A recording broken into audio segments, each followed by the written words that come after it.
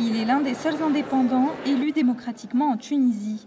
Yassine Ayari, cyberactiviste connu dans le pays même avant la Révolution, est député au Parlement.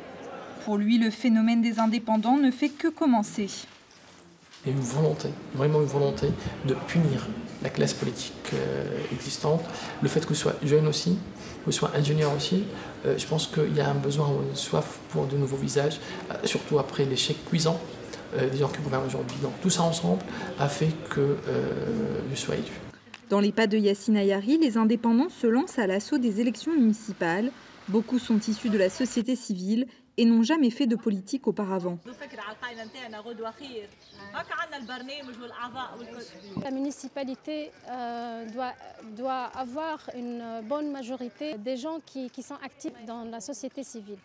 On pense que la municipalité, c'est au service des citoyens, c'est un travail de terrain et il ne faut pas avoir beaucoup de politique.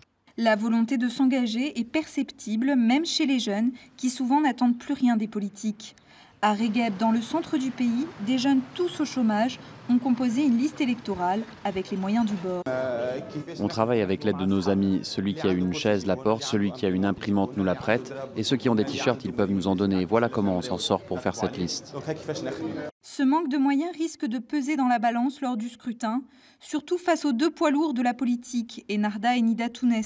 Ils sont les seuls à avoir pu présenter des listes dans les 350 municipalités que compte le pays. Toutes les listes indépendantes n'ont pas vraiment des moyens qui leur permettront de réaliser cette percée.